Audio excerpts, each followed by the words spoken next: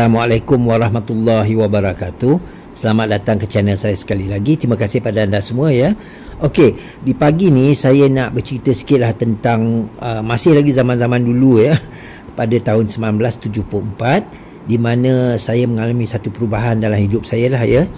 Jadi masa tu selepas MCE, kita ada MCE tau, Malaysian Certificate of Education. Sekarang ni SPM lah kan. Selepas dia keluar result, saya dapat masuk tingkatan 6 ya, lower 6. Jadi duduklah lower 6 beberapa bulan sebelum kami diterima lah di ITM kan, di Shah Alam. Masa tu ITM remain ITM je lah, bukan UITM kan macam sekarang ni. 30 orang daripada Semenanjung campur 30 orang daripada Sarawak, kami ditukarkan ke kampus Sabah kan, untuk integrasi nasional. Jadi di Sabah tu terletak di kampus YSITM lah. YSITM tu maksudnya Yayasan Sabah ITM. Jadi kami menunggu tiba waktunya. Dan untuk pengetahuan anda semua, kesemua daripada kami lah, semua all of us kan, 30 orang tu tak pernah naik kapal terbang. Jadi ini adalah peristiwa pertama dalam hidup kita naik kapal terbang kan, budak-budak lagi masa tu. Jadi bila tiba harinya, kita pun berangkatlah ke Sabah kan. Masa tu kita berangkat daripada Subang tau. KLIA belum ada lagi, belum wujud lagi KLIA. Jadi penerbangan tu dengan 30 orang, budak-budak umur 18 tahun, lelaki perempuan. Anda semua boleh bayangkanlah macam mana havoc-nya riuh rendah satu kabin tu kan. Jadi perjalanan pun memakan masa dalam 2 jam 45 minit masa tu. Jadi saya nak ceritalah dalam perjalanan ni. Maklumlah kan, budak-budak first time, macam-macam kena ada dalam flight tu. Dan yang paling tak boleh lupa, minta souvenirs tau dekat pramugara tu semua. Minta ni, ada tak towel untuk saya, ada tak minyak wangi untuk saya, masing-masing minta tau. Jadi masalah timbul bila seorang dapat.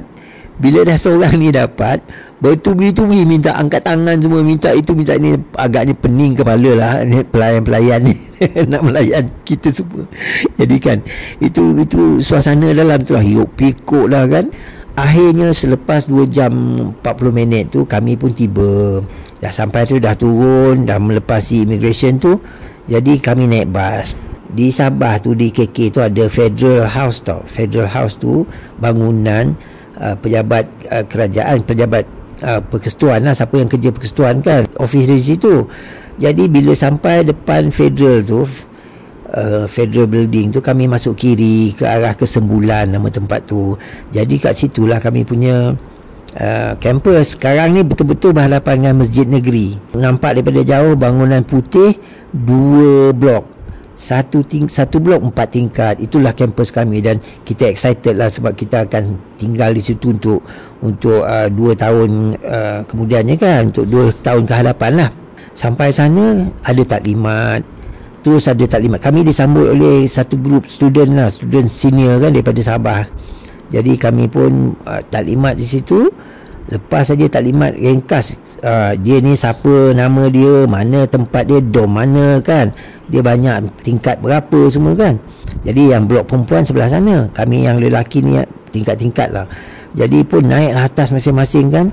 Happy lah dah sampai ni, nak letak beg tempat masing-masing cari kan.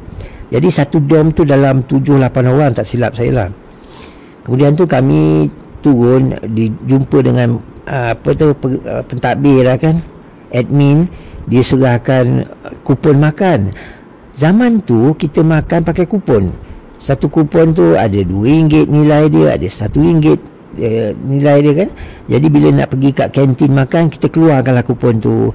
Mungkin pada ingatan saya seminggu sekali atau 2 minggu sekali lah kupon tu dia tambah balik, dia bagi kita kan.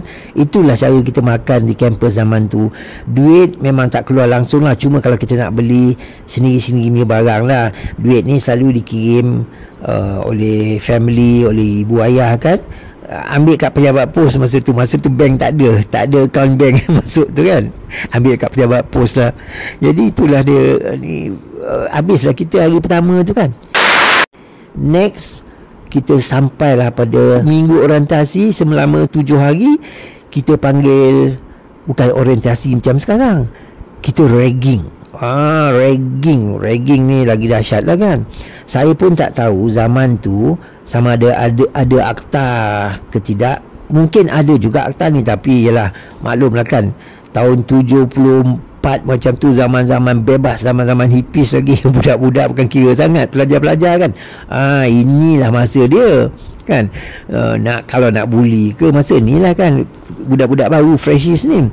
Jadi patutlah kita tengok masa mula sampai je kan, kawan-kawan senior daripada Sabah ni pandang semacam je kan kat kita. Rupanya dia orang pandang rambut. Pandang rambut kita. Maklumlah kan, zaman 70-an 74, 75 tu memang zaman-zaman hippies dulu lah, budak-budak semua rambut panjang lah kan. Tapi yang peliknya dekat dia, budak-budak Sabah ni jarang kita nampak rambut panjang lah. Rupa-rupanya anda semua kena tahu, zaman tu kan, tahun tu di Sabah tak boleh rambut panjang tau. Ada akta dia, akta negeri dia, tak boleh berambut panjang. Kita hanya tahu ni apabila kita diberitahu lepas 7 hari tu, masa habis kita punya ragging ni kan, kita diberitahu. Dan kita sedia maklum lah yang di Sabah masa tu memang tak boleh rambut panjang. Kalau siapa rambut panjang, polis boleh tangkap, pegang dia, bawa ke Kapayan. Kita takutlah ke Kapayan ni, dengan nama pun kita takut, sebab Kapayan ni macam ibu pejabat polis kan kat KK tu. Jadi jangankan di kedai-kedai, di bus stand, di mana-mana supermarket ke kan, kita lalu kat bandar ke kan, even kata orang tu dalam panggung wayang pun polis datang suluh. Dia suluh sampai situ sekali. Dia datang suluh, bawa lampu suluh, dia pergi row by row kan, berbaris-baris tengok siapa rambut panjang, siaplah keluar ikut polis pergi potong rambut kan. Jadi bercerita pasal potong rambut ni, sini beritahu kita kalau rambut kita lepas ni kan panjang kan, kita nak keluar bandar, ada yang naik taksi tau.